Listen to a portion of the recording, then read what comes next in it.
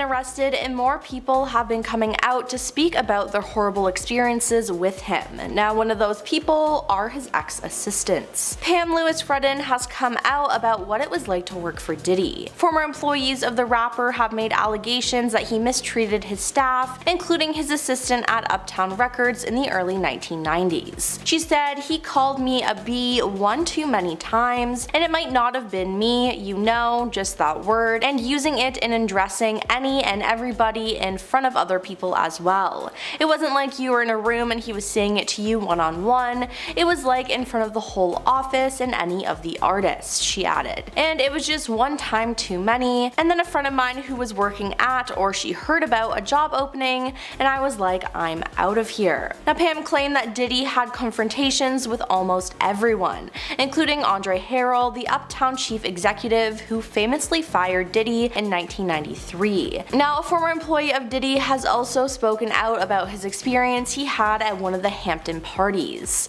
He said when he knocked on the door, Diddy answered wearing only a robe. He was then let into the house and said weird was starting to happen. Celebrity guys hooking up, there were back rooms and it was like the inner sanctum, he added. You'd see two people you would not think would be hooking up, rappers, and that was what shocked me. I won't name names, but there were rappers that I immediately lost all respect for and could not take seriously ever again. After he saw all of that, he immediately left and was not impressed at all, as it actually scared him off. Then an anonymous woman spoke out about what it was like to work with Diddy in the music industry starting in 1997. She worked for a company called Vibes, and she said his controlling ways came out quickly after meeting him. She said after a photo shoot he wanted to see the cover before it was printed. She said it wasn't our policy to show covers before publication, so after I told him no, we heard that he planned to come to our office and force us to show him what we'd chosen and to make us choose something else if he didn't like what he saw. Now, she stood her ground and he called her insisting to see them, and she told them it's not what we do, and then said the exchange went like this. It was then that Combs told me, as I've retold hundreds of times over the years, that he would see me dead in the trunk of a car. Not missing a beat, I told him he needed to take the threat back. Take it back, I said. Take what back? He said. Then, with a vile laugh, he said, F you. She then told him to take it back or she would involve her lawyer. Diddy, though, made another threat saying that he knew where she was. So the woman called her personal lawyer, and she claims that she doesn't know what her lawyer said to him, but within 2 hours, Diddy faxed over an apology. Afterwards, though, she said that the higher-ups were upset at her for contacting her lawyer over all of this. Yeah, all of that over a magazine cover is absolutely crazy, and she said after this encounter with him, that's when more women started coming forward talking about how he mistreated them. You see, Diddy has a pattern of mistreating women. Now, one of the most known cases is what he did to his now ex-girlfriend, Cassie Ventura. She dated Diddy for 10 years until they split in 2018. In November 2023, she made news after filing a lawsuit against Diddy. After years of silence and darkness, I'm finally ready to tell my story and to speak up on behalf of myself and for the benefit of other women. With the expiration of New York's Adult Survivors Act fast approaching, it became clear that this was an opportunity to speak up about the trauma I have experienced and that I'll be recovering from for the rest of my life, she said at the time. Now, what's shocking is that the case was settled shortly after it was filed. I mean, literally the day after. Due to this, people think that Diddy was guilty and he was just trying to push the situation under the rug, trying not to have any stories in the media about it. And it appears now that the speculation was correct. Why? Well, in her lawsuit, Cassie referenced an altercation that was captured by CCTV in a hotel in 2016. At the time of the allegations, Diddy denied any wrongdoing, with his lawyer Ben Brafman telling people in a statement that the claims were offensive and outrageous. Diddy claimed that she just wanted his money and was doing all of this for attention. Months later, though, after the lawsuit, the footage of the incident she referred to was released. It proved that Cassie was telling the truth 100% and Diddy was lying, trying to make her out to be a crazy, money-hungry woman, when in fact she was the victim. After this was released, Diddy then changed his story quickly,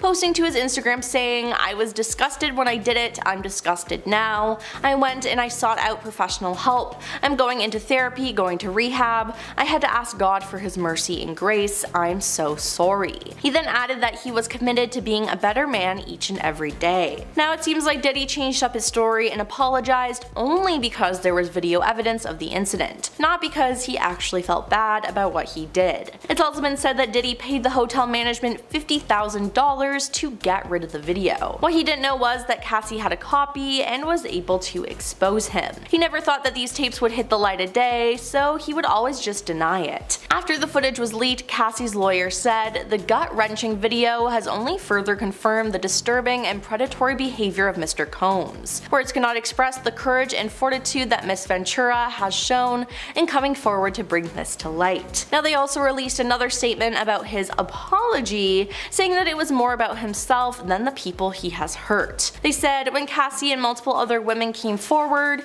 he denied everything and suggested that his victims were looking for a payday. He was only compelled to apologize once his repeated denials were proven false, shows his pathetic desperation, and no one will be swayed by his disingenuous words."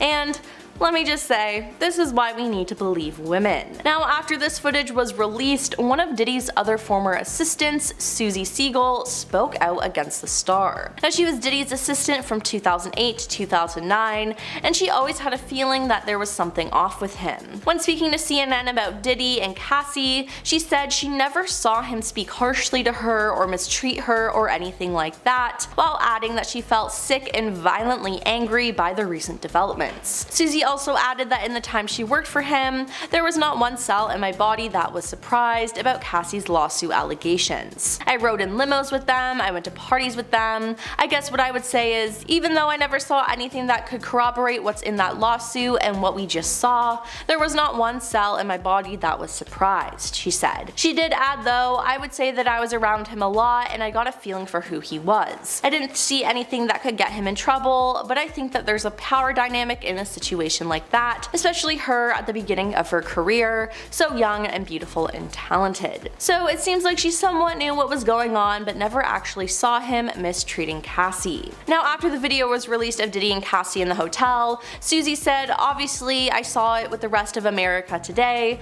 but when I saw it I knew it was something that he could be capable of, and let me just say that is so terrifying to me. No wonder she only worked for him for 1 year." Starting to act different, huh? You ain't been calling me and hanging out the way we used to hang out. An interview between Justin Bieber and Diddy has recently resurfaced, and it's taking the internet by storm. Diddy wanted the younger star to keep quiet about whatever was happening at their hangouts, and after all the recent allegations against Diddy Combs, people are voicing their concerns. Popular music artist Sean Diddy Combs, responsible for songs like "I'll Be Missing You" and "I Need a Girl," was recently arrested, and new details about the serious situation are coming out daily. It started with the November 2023 lawsuit from one of his ex-partners, and it continued with multiple other individuals coming forward to share their stories of Diddy's misconduct, and the latest development is a 2011 Jimmy Kimmel live interview resurfacing. Kimmel is interviewing Combs and a young Justin Bieber. At this point in time, Bieber was quite close to Combs, it seems, good friends. Combs even referred to Bieber as a little brother throughout the interview. Still, the age difference between the two is staggering, about 24 years. So of course, Kimmel questioned how this duo even came to be, asking if the pair were possibly working together, to which Diddy denied, instead sharing that the two became friends in a strange way. I mean, I think that we become friends in a strange way, you know? Like Robin Big. No real elaboration on that statement. Diddy just kind of continues on, saying that Bieber is like a little brother to a lot of people in the music industry.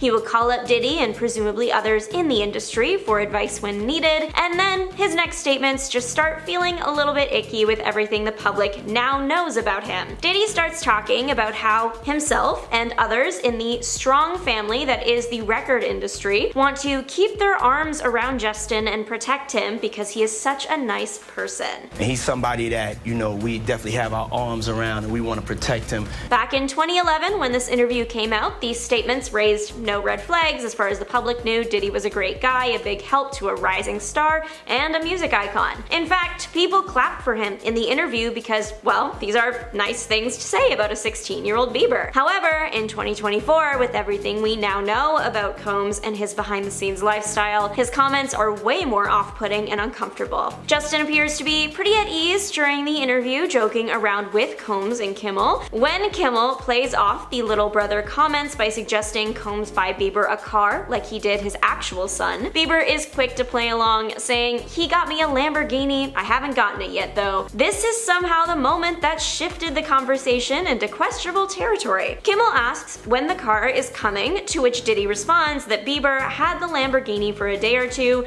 and this is where it gets weird in 2024, and he had access to the house, and he knows better than to be talking about the things that he does with Big Brother Puff on national television. Everything ain't for everybody. This is met with lots of laughter from the audience because who would have ever thought that anything shady could be going on behind the scenes with this guy? This entire conversation and interaction is likely referring to the 48 hours Diddy and Justin had spent together around this time. That's right, a young Justin Bieber was left in Combs' care for a full 48 hours. Now, how did that even happen? Well, there is an explanation out there. Nowadays, musicians' YouTubes are more for uploading music videos or some behind the scenes content, but 15 years ago, vlogs were super common and uploaded pretty frequently by big stars, including Bieber. He did in fact shoot a quick 2-minute video with Diddy, and it is in fact still up on Justin Bieber's YouTube channel today. So let's get into it. The video starts out with Diddy and Bieber looking at a luxury car, which is, you guessed it, a Lamborghini, just like they were talking about in the Kimmel interview. In the vlog, Diddy is shown telling Justin that when he turns 16 to come back down to use the car,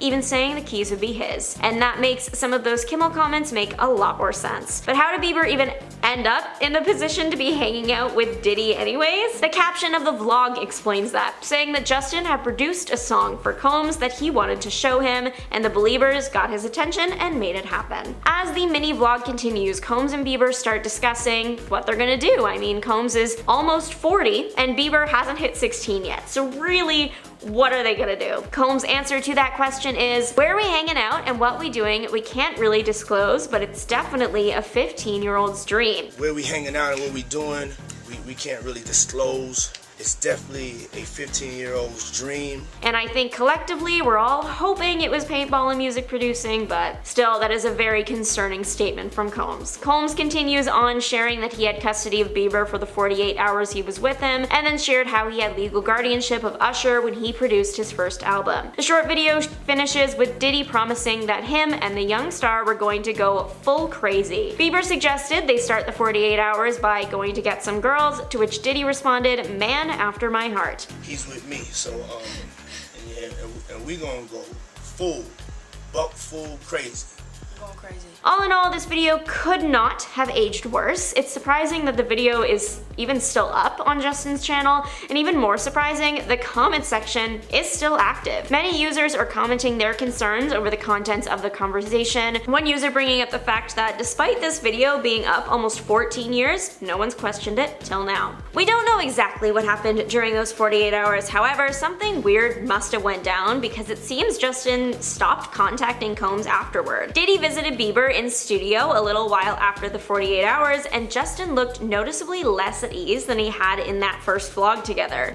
Diddy also seemed to be getting on Justin's case for not contacting him or staying in touch as much, which is an odd thing to be requesting from someone almost 24 years your junior. Diddy is still getting on the young star's case, suggesting that because he's a big deal now, selling out arenas and everything, that's why he stopped calling and that's why they stopped hanging out. Selling out arenas and everything, starting to act different, huh?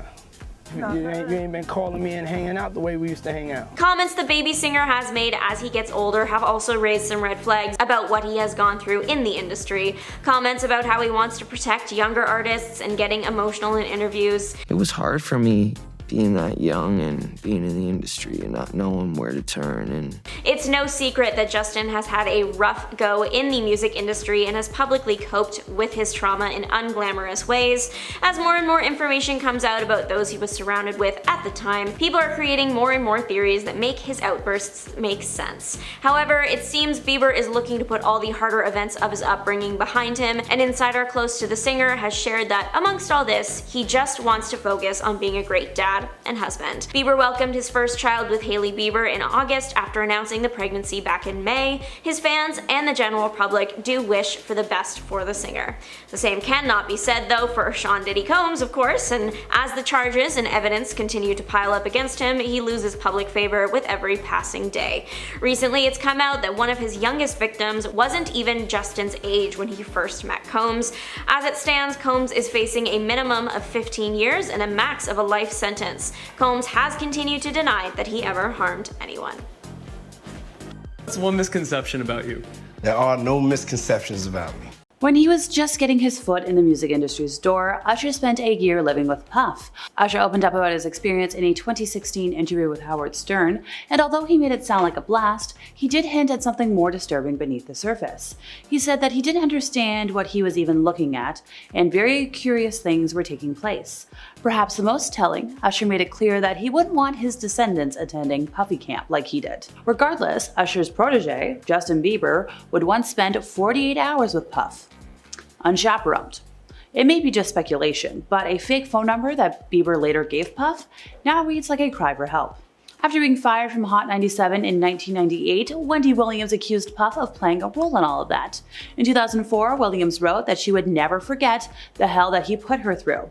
On a 2015 episode of her show, she commented on the allegations that Cassie Ventura was hiding from him, and she painted him as a mogul that you can't escape. That same year, Williams asked Jennifer Lopez if she'd ever get back together with him, and Lopez's mother, Guadalupe Rodriguez, basically answered for her daughter with a look that said everything. Aubrey O'Day alleged that Puff groomed her and controlled her appearances while filming Making the Band when she was around 21 years old. The former Danity Kane songstress recently got candid about the criticism that she faced while working on the MTV reality series alongside Puff, who was an executive producer on the show. She said, "I look at the beginning of the show, and I was auditioning, and I'm so young, and I'm like, I don't know how I became like the really gorgeous-faced one," she said on an appearance of the Crisis Queen podcast. Puff is on camera saying how much he hates it, but he's off camera telling me all the ways I need to be groomed properly, like down to my toenails. Yeah, one day, apparently, the rapper was like, "Yeah, you're the looker of the band," but sent her out of the studio in the same day because her toes weren't properly polished. And she said a lot of this was a part of the cycle of harm.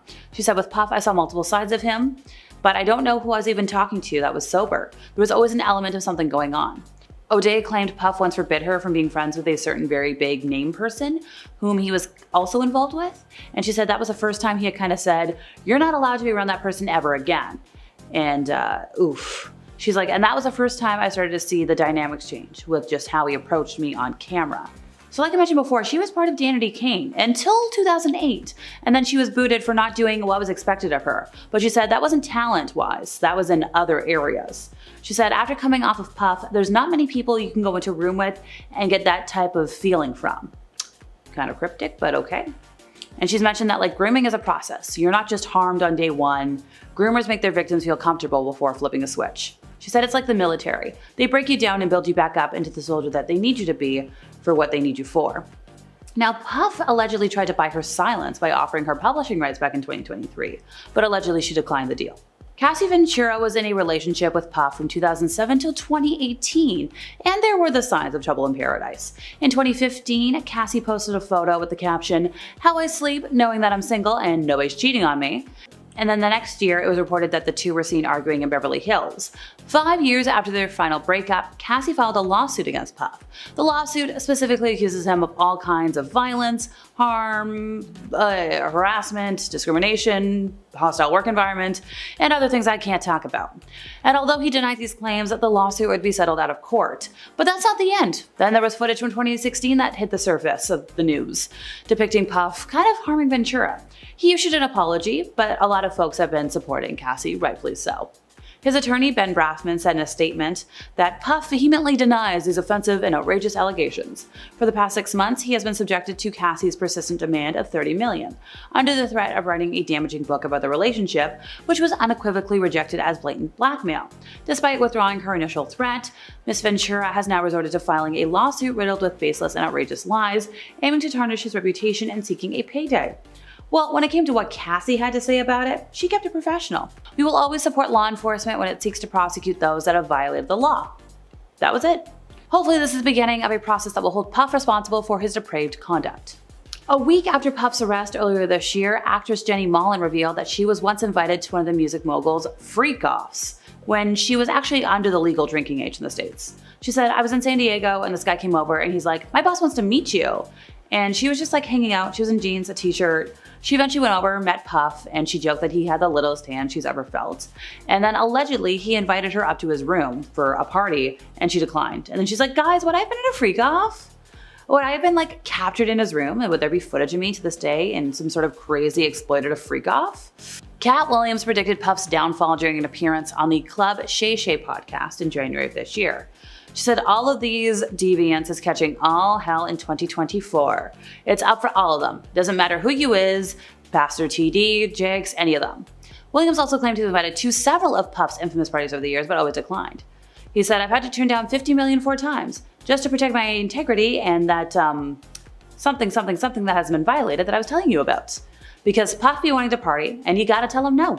He repeated, like, 'You gotta tell him no.' I did. See, I got the receipts for everything. I'm telling you. That's why I can say them so freely." Over the past 2 weeks, people on the internet have unearthed troves of photos and video footage connecting various celebrities to the hip-hop mogul, Puffy. Big names ranging from Martha Stewart to Leonardo DiCaprio have all been photographed at Puffy's infamous parties, and some have previously hinted at witnessing wild behavior at such events. Those in Puffy's immediate circle, such as former proteges Usher and Justin Bieber, are under particularly intense scrutiny. Internet users recently resurfaced a 2016 Howard Stern interview in which Usher said very curious things took place at Puffy's home when he lived there. Afterwards, Usher's Twitter account briefly disappeared, leading to speculation that he was trying to hide something. His posts have since reappeared and he denied scrubbing his account, blaming it on a hack. Most celebrities who have been publicly linked to Puffy have not issued a statement since his arrest, leading many to wonder who may have known what and when. Oh, and obviously Puffy has also denied all allegations against him. Many high-profile celebrities are scared to death to speak out against Puffy after he was thrown behind bars on charges recently, as a 2-decade-old clip resurfaced of the hip-hop mogul joking about locking women inside his wild parties. In the video, Puffy told Conan O'Brien in a 2002 interview that he hosts quinky-dinky parties with loads of beautiful women and booze. He said, "A lot of ladies drink water at parties, so if you don't have what they need, they're gonna leave. Gotta keep them there. You need locks on the doors." And Puffy said that he also keeps the AC off and the room hot so people get comfortable and loose. Ooh. The I'll Be Missing You rapper may have been bragging about his now notorious freak-off parties, which prosecutors, because this is now a court case, said involved women who had been slipped something, who were forced to engage in prolonged and derogatory acts with big-name celebrities. And like I said before, a lot of the celebrities spotted at these degenerate parties over the past couple of decades have still not spoken up against the music mogul, likely out of fear for their own reputations. Celebrities are silent because they are scared to death of their brands being tanked by fans over ties to Puffy. And even worse, they fear if they cross him, things could end in disaster, at least according to Eric Schiffer, CEO of Reputation Management Consultants. This is what he said in a statement to news outlets. Some of the A-listers, by the way, include ex-girlfriend Jennifer Lopez, former TV co-host Ashton Kutcher, longtime friend Naomi Campbell, fellow rapper Jay-Z. Another PR person, Doug Eldridge, said, "There's no shortage of reasons why celebs are remaining tight-lipped. First, the nature of these allegations are fairly gruesome, from intercourse-related crimes to slipping folks substances without their consent, and so forth and so on." Eldridge said the scope and scale of evidence that was collected during the federal raid included a lot of phones, a lot of computers, and now more than 50 individuals who are reportedly cooperating as witnesses. Third, the possible depth and reach of those who might be complicit and therefore compromised for having participated in Puffy's illicit parties, kind of staggering. So Puffy is currently facing a minimum of 15 years in prison, and did plead not guilty to the charges in federal court in Lower Manhattan. A judge ordered the Bad Boy Records founder be held without bail pending trial, and was denied when his lawyer tried to appeal the decision the day afterwards. Puffy actually previously suspected that his parties would raise eyebrows, and he said so in a 1999 interview with Entertainment Tonight. He said, "They're probably going to be arresting me, doing all types of crazy things just because we want to have a good time. Whenever you bring up a different element into people's environment, things that broaden people's horizons, people get intimidated. It's a lot of people out there that feel intimidated by it." Another PR expert, Eddie the media trainer, also weighed in on why folks might be choosing to keep their mouths shut right now. Say you have a client who worked with Puffy, and the news of his arrest comes out. What's your game plan? What do you do first? You kind of have to look at it like a chess match. You're trying to think a few steps ahead. Like, okay, if I do this right now, what is the chessboard going to look like later? And what are my options going to be? One thing that's important to remember with this scenario, my sense is that we are in the first or second inning of something that is going to go on for a while, especially if this goes to trial. There's going to be discovery, and all sorts of information is going to come out. Sworn testimonies, victim statements. And so from a crisis strategy standpoint, you basically want to say, okay, how do I keep as many options as possible for as long as possible so I can have as much control as possible? Thinking about it strategically, what is the advantage to making a comment right now? I would say there is none, and your goal is to distance yourself as much as possible from the center of the controversy, especially if you weren't involved. Making a comment is more likely to just attract the kind of attention that you don't want. And when asked specifically, at what point do you talk to the press or issue a statement, the answer is never, depending on who you are and depending on what your involvement is. In Ashton Kutcher's best case scenario, this is a story for the next week or whatever. He doesn't comment about it, it goes away. Nobody ever asks him about it again, and he never has to address it. It's in his best interest to be silent. One person who has come forward might provide some answers as to why others are choosing to stay mum. 50 Cent is not holding back about his longtime rival. The rapper and television producer addressed his relationship with Puffy in an interview with The Hollywood Reporter that was published recently. So 50 Cent, who worked in a lot of the same circles as Puffy back in the day, explained why he never attended the Bad Boy record founders' famous parties, where Puffy allegedly committed some of the heinous acts he's been accused of. He said, "I've been very vocal about not going to Puffy parties and doing SHIT like that. I've been staying out of that SHIT for years. It's just an uncomfortable energy connected to it." 50 Cent said, "He asked to take me shopping. I thought it was the weirdest SHIT in the world, because that might be something that a man says to a woman. And I'm just like, nah, I'm not effing with this weird energy or weird SHIT, coming off the way he was just moving. From that, I wasn't comfortable around him." 50 Cent specifically addressed the 2016 video that emerged earlier this year, the one that shows Puffy attacking his then-girlfriend, Cassie Ventura, in a hotel hallway. He's like, okay, first he denied that it even happened, and then the tape comes out, so it means everything that N-word says is a lie. Well, that's what 50 said of Puffy, and by the way, Puffy has strongly denied the allegations in all of the suits against him. 50 Cent said when somebody watches that, if they have a daughter and they can imagine her being under those circumstances, that SHIT is crazy. Like, they let him get away with it, with all the influence and power you have. The person you're with is supposed to want to be a part of your life, not be forced. The Power producer and actor is also making a documentary about the allegations against Puffy, and after a bidding war, Netflix purchased the rights to the documentary back in May. 50 Cent said last year that the proceeds from the docuseries would go towards victims of SA. And when asked by The Hollywood Reporter what made him produce the documentary, 50 Cent said, "I'm the only one from hip-hop culture that's produced quality projects. We do have a lot of talent within our culture where the talent has developed a comfortability in front of the camera. So they're usually a part of it as an actor or driving force of why someone would watch the project, but not the behind-the-scenes production, producing the whole project. So there's a difference." And despite working, once again, very much adjacent to Puffy in the early 2000s, the indie club hitmaker clarified the two were never friends. He said it was mostly work. "I wouldn't call it a friendship because there wouldn't be disappointment between us if we didn't speak to each other." He said there were points where we worked together. Jennifer Lopez actually told him he should work with me, 50 Cent, as a songwriter in the beginning. And he said once he was around at the early stages, and he could have done my record deal at that point. And that happened in the year 2000. And 50 Cent said, following that, he was fired at by somebody outside of his grandmother's house after the label had signed him. And he's like, "Yeah, I'm just getting back to work, and Puffy would call me to write. I remember my son's mom would answer, and I didn't want to get on the phone, like, no. And she was like, 'What the F? We need money.' She's looking at me like, 'Why? Why don't you want to talk to him?' And 50 Cent went on like, 'I didn't ever party. I didn't hang out with him.' Puffy is a business person. When people call him a producer, I see people that were taken advantage of, who produced things that he took from them. He got the credit. He's not a producer. He's been able to take advantage of the business and the creatives in it. 50 Cent doesn't have any interest in doing that. He says he falls under the creative, so he just didn't take to hanging out with that." 50 Cent was also asked why other celebrities aren't speaking up about Puffy like he is, and he was like, "Come on." He said some of them were involved at the parties and enjoyed themselves, so they don't know what the F is on the tape or what's not on tape, so they're not going to say anything because they might have had too much fun. And then you've got other people who look and go, well, that's not my business and I don't want to be in it. Then you've got a part of culture that says that's snitching, or, stuff like that. And it's not uncomfortable for him to say that because, well, he's been saying it for many, many years. He's been telling us he doesn't mess with them, he doesn't like the way you're moving, he's like, this is all crazy. And he stated, everybody else is not going to be as comfortable saying that as he is. And that's all for today. See ya!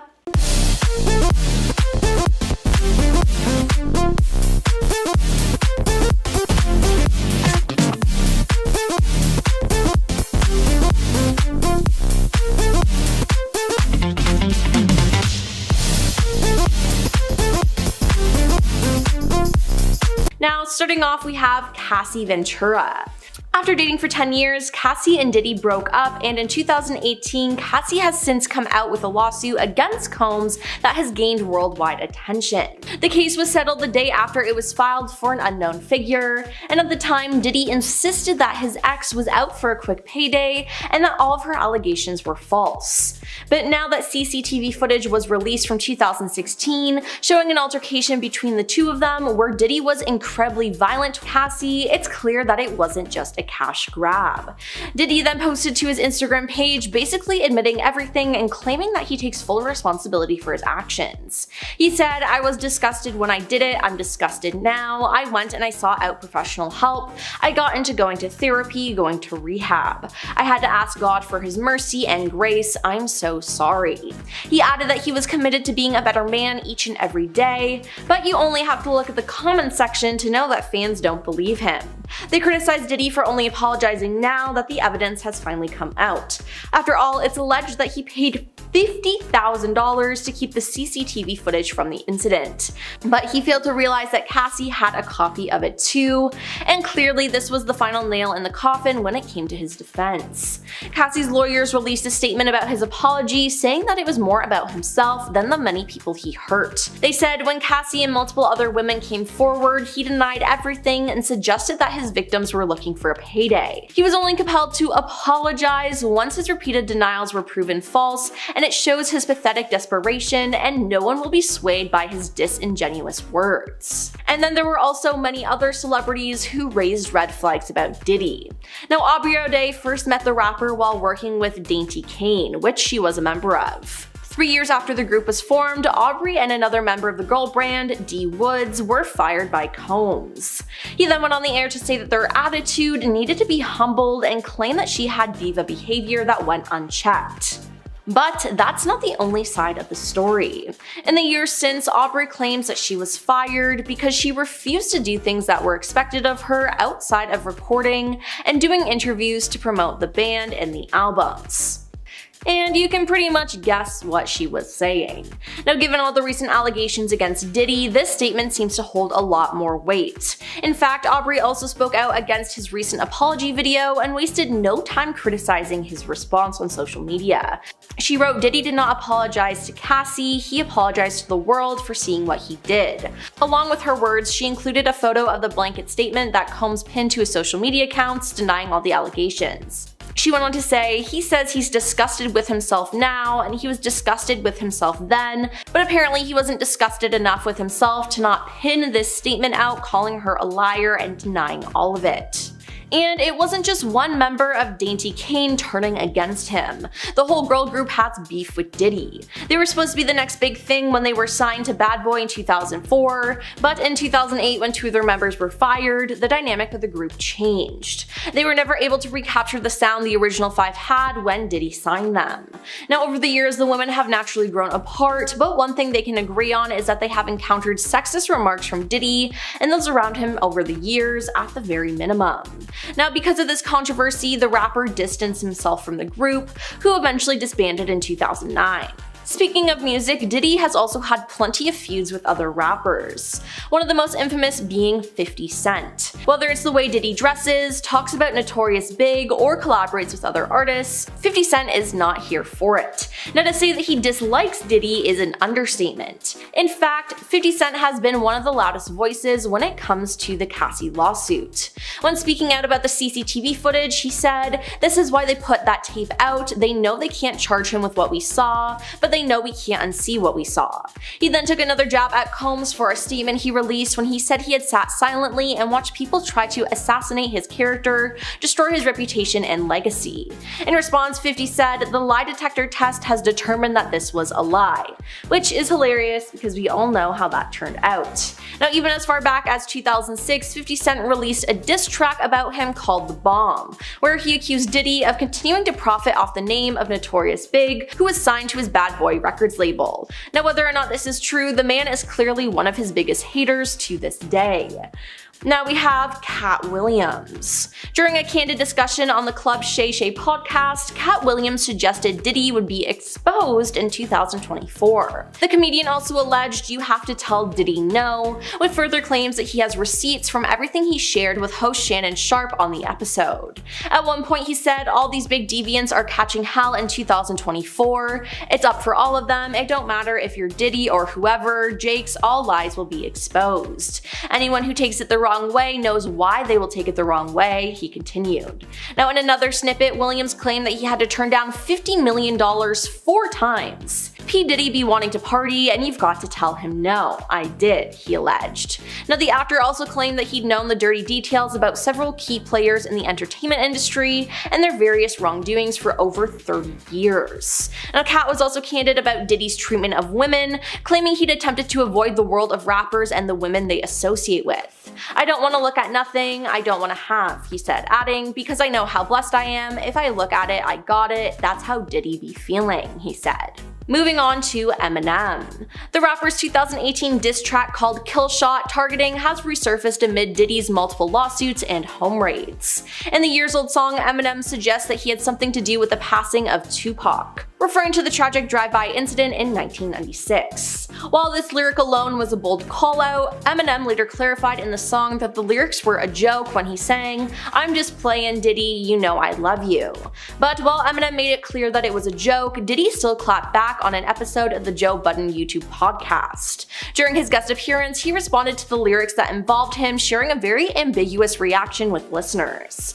In the podcast episode, it was claimed that Diddy said the situation with Eminem was handled privately and that there is nothing to say about it. "It's in my hands, he wild." But either way, the accusation comes at a crazy time for him, considering he is still the subject of a federal investigation. Now, news broke on March 25th that Homeland Security had raided his properties in LA and Miami, though reports claim that his sons King and Justin had been home at the time. So things have obviously been very tense when you consider all this happening at the same time. Now let's get into his feud with Jay-Z. Things started off really well. Their friendship traces back to the 1990s when both artists made their mark in the music industry. Now, despite the competitive nature of hip-hop, Diddy and Jay found common ground in their shared ambition for music. In 1997, the pair collaborated on a track that landed on No Way Out, Diddy's debut studio album. But only a few years later, both of their careers were subject to controversy. The rappers found themselves in legal turmoil, and they were facing the same amount of time in jail.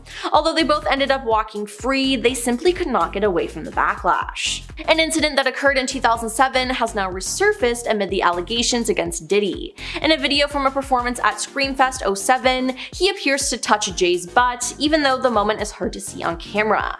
But that did not stop 50 Cent from using the clip to drag Jay-Z into Diddy's drama.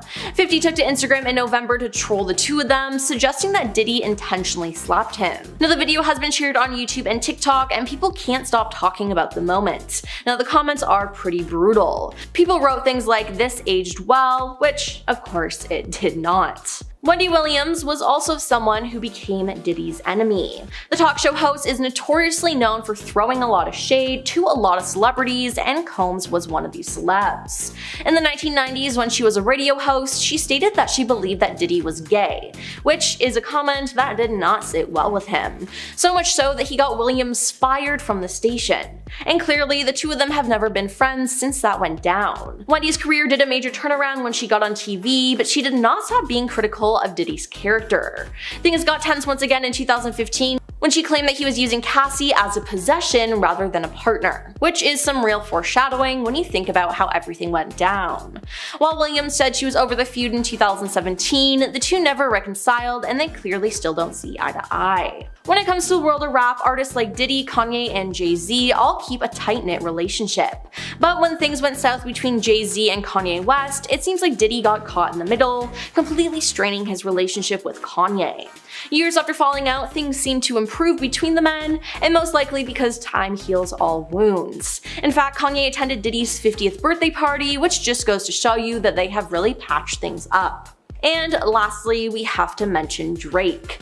The Canadian artist has become one of the hottest rappers in the music industry over the last several years. Many even compared him to Diddy and Jay-Z. While comparing never goes well, it seems things took a bad turn when Diddy and Drake had a physical altercation over a song. The dispute was over the song 0 to 100, but Diddy denies the allegations that he ever touched Drake, whereas Drake and other celebs, including Charlamagne the God, claimed that he saw it happen for himself. So this one was definitely an awkward situation. Moving on to Young Miami. Young Miami, a member of City Girls, is mentioned in Jones's amended complaint filed in the U.S. District Court of the Southern District of New York. Now, she is not a defendant, nor is she accused of misconduct. She is listed as being a part of Combs' operation and accused of bringing Diddy illegal substances on a private jet. The complaint says she was retained on a monthly stipend as one of sex workers, and it also alleges that her cousin, named as Jane Doe 1, took advantage of Rodney. Now, since the raid, she has shared numerous posts on social media, but many of the posts are promoting a new song that she is releasing. Aaron Hall, an R&B singer who was part of the group Guy, was named as a defendant in a complaint filed against Diddy last November in the New York Supreme Court ahead of the expiration date for New York's Adult Survivors Act, which provide a one-year window in which people could bring cases of SA outside the typical statute of limitations. The plaintiff, who is named Lisa Gardner, accuses Combs and Aaron Hall of SAing her and her friend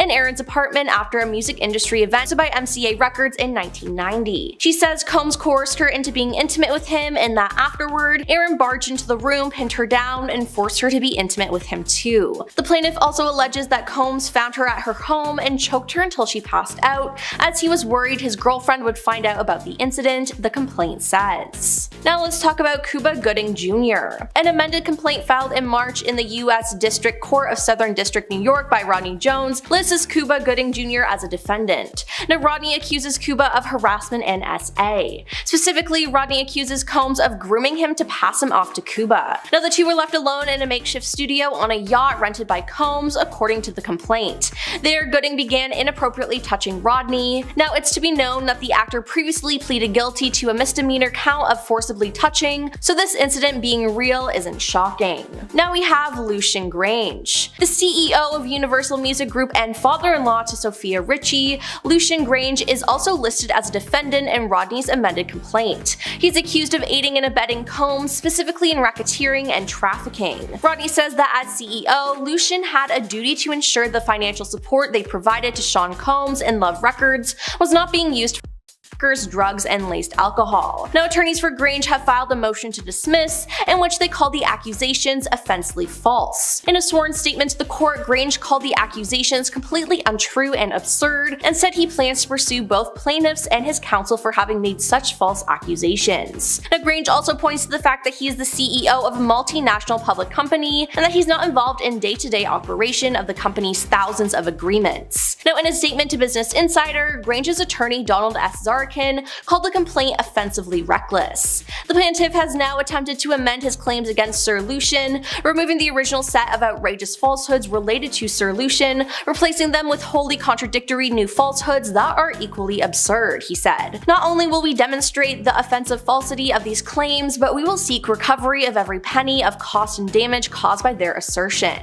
Moving on to Justin Dior Combs. Justin Dior Combs, Diddy's 30-year-old son, is a defendant in Rodney's amended complaint. In a wide-range list of allegations, Rodney accuses Justin Combs of soliciting as well as engaging in freak-offs. He also says the younger and older Combs were the only two people present in the room when G, a friend of his, was shot at a recording studio, implying that one of them shot G. Now, Justin Combs was at Diddy's Los Angeles home when it was raided by feds and was seen handcuffed on the lawn outside, though he was not arrested. Justin Combs' lawyer said that the complaint was utterly bonkers on his radio show Beyond the Legal Limit. It's clearly written in an effort to get as much publicity as possible, not only for the case, but for the lawyer whose name I don't even remember, literally some maniac, he said. Starting off, we have Daphne Joy. Now, after Diddy's place got raided, rapper 50 Cent, real name Curtis Jackson III, responded on Twitter saying, "Now it's not Diddy do it, it's Diddy done. They don't come like that unless they got a case." Now, while 50 Cent was not named in the lawsuit against Combs, a woman identified as Daphne Joy,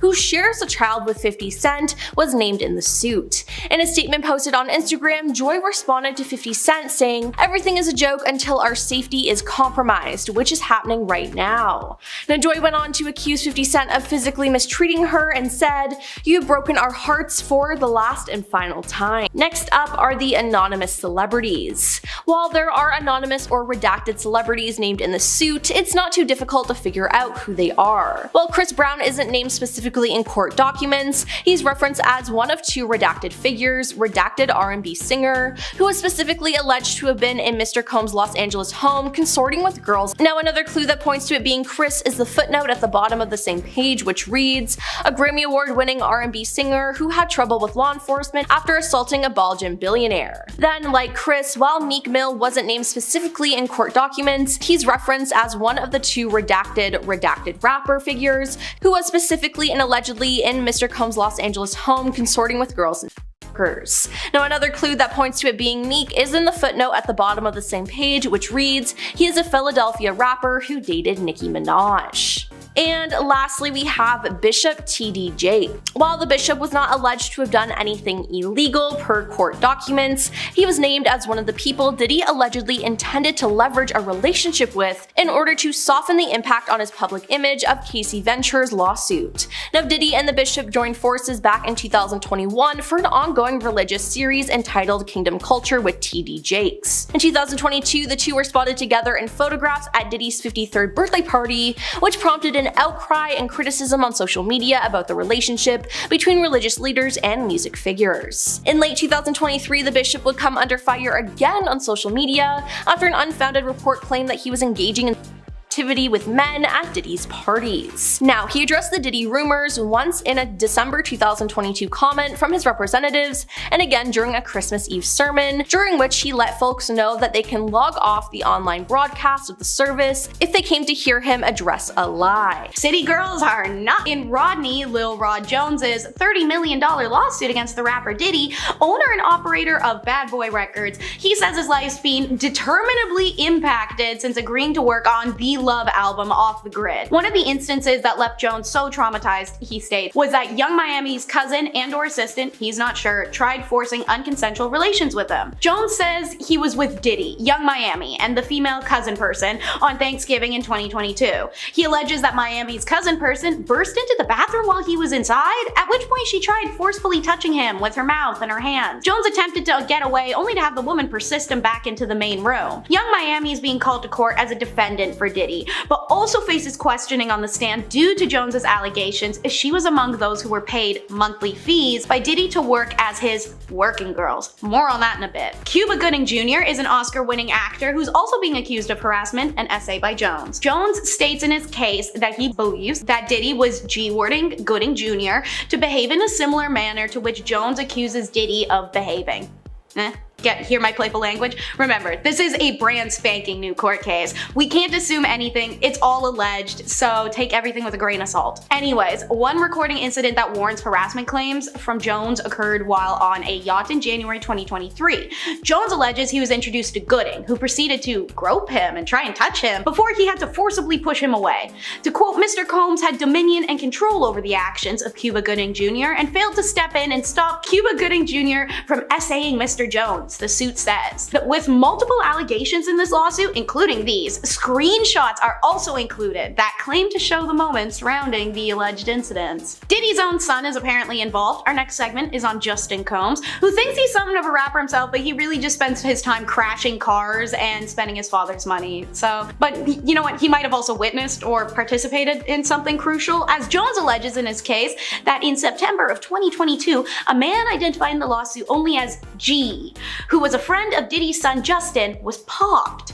During the alleged incident, Jones says he heard bangs while 2 feet away from the restroom at the Chalice recording studio in Los Angeles. When Diddy and Justin exited the restroom, Jones saw G suffering from a wound on the floor of the bathroom, at which point he offered assistance. Per Jones, Diddy, quote, forced him to lie to the authorities about the event, with police being told it was the result of a drive-by. A rep for Diddy issued a statement to TMZ denying the allegations, which they say are lies from a desperate person, referring to Jones. The lawsuit implicates Justin of also procuring girls for parties where Combs then actually apparently spiked people and recorded them. Ugh. Meanwhile, Stevie J is also at the center of an allegation. Bad Boys Records producer allegedly, according to Jones, was also being G-worded by Diddy, who used his quoted admiration of Stevie J as part of what Jones says was intended to leave to Stevie J's anxiety concerning homosexuality being erased. This is pretty whack. Again, reminder, all alleged, all speculation. But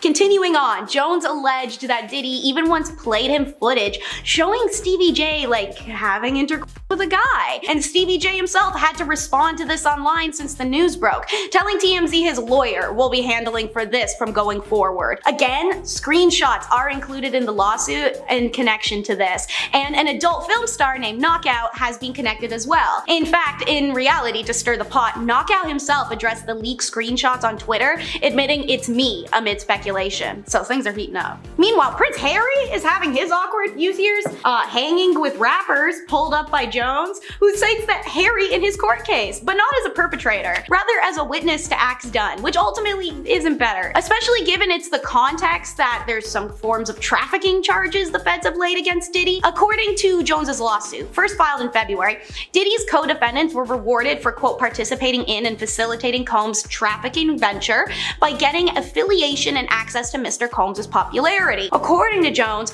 Mr. Combs was known for throwing the best parties. Affiliation with and/or sponsorship of Mr. Combs' trafficking parties garnered legitimacy and access to celebrities such as famous athletes, political figures, artists, musicians, and international dignitaries like British Royal Prince Harry. Oh, there's the name drop. While it can be argued it's kind of deeply unfair for Harry to be singled out by name when he has not been accused of anything wrong and others aren't named, his naming in the suit exposes how interconnected the elite of our world are and how they can truly be anywhere with anyone. Don't think there's some posh people, folks. On to another industry notable. This time it's the former Motown Records CEO Ethiopia Habtemariam, who Jones says in his lawsuit visited Combs' house during writing sessions and social gatherings, and that she, quote, had a duty and obligation to ensure working girls and girls in general were not present, and that Mr. Combs was not spiking any drinks. Another staffer accused by Mr. Jones is Christina Coram. So in his lawsuit, Jones alleges he was once forced to work in Combs' bathroom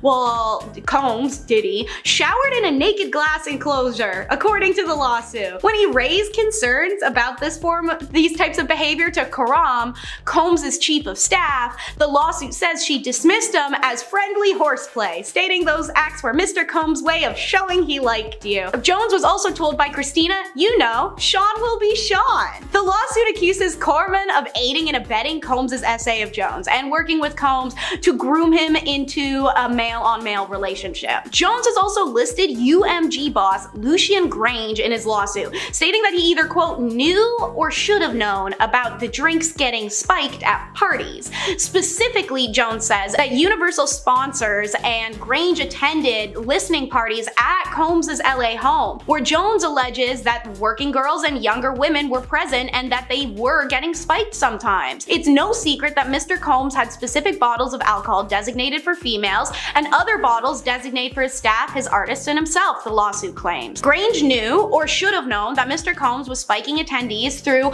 laced bottles of De Leon tequila and Ciroc vodka, it adds. As a sponsor of these events, defendant Grange had a duty and obligation to ensure working girls and younger women were not present and that Mr. Combs was not spiking the alcohol. At this point, with names and information still developing, maybe we should take a second and probably cover what's going on. So let's dedicate our last 2 points on hashing how this all started. First, we're gonna start with how Cassie blew it open. So November 16th, Diddy's ex, Cassie Ventura, filed a federal lawsuit in New York alleging years of violence. Her graphic lawsuit included such content as SA, domestic incidents, psychological and emotional torment. Diddy even blew up Kid Cudi's car to deter him from seeing Cassie romantically. No wonder J. Cole's been riding a bike everywhere since he and Diddy fell out. Diddy did what he does best in response. He denied, one for each D in his dumbass nickname, and he ensured she settled out of court with him, as Diddy always does when someone sues him. Go look at his track record. But it didn't make it go away this time.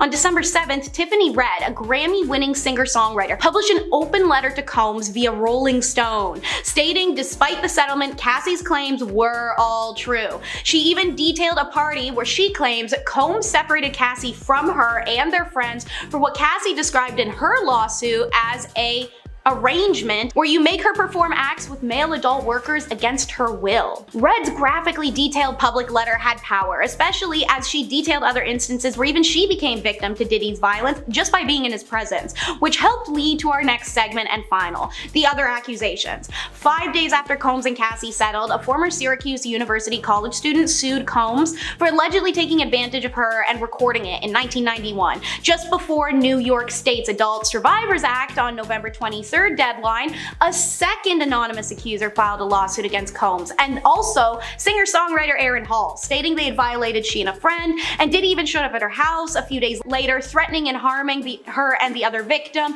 to ensure they wouldn't share the story. Then comes December 6th, another Jane Doe plaintiff filed a lawsuit against Combs' Daddy's House Recording and Bad Boy Entertainment, alleging that in 2003 she was physically violated by Combs, former Bad Boy president Harve Pierre, and another unidentified man at Combs' studio in New York City. Since this fourth accusation now, Diddy's been falling to ruins. Hulu has canned his reality show centered around his family, Combs had to step aside as the chairman role at Revolt, and the liquor company Diageo asked a judge to prevent him from appearing on the new advertisement for De Leon. February rolled in, and on the 27th, Combs was sued by producer Rodney Rod Jones for $30 million for SA. The producer, as we know, worked on the Love album and says he was subject to all sorts of extreme crimes in his 70-page lawsuit. And then now, March 25th, the newest update. Law enforcement officials carried out simultaneous raids of Combs' home in Los Angeles and Miami, with Jane and John Doe interviews being conducted, and there's some more tea to come.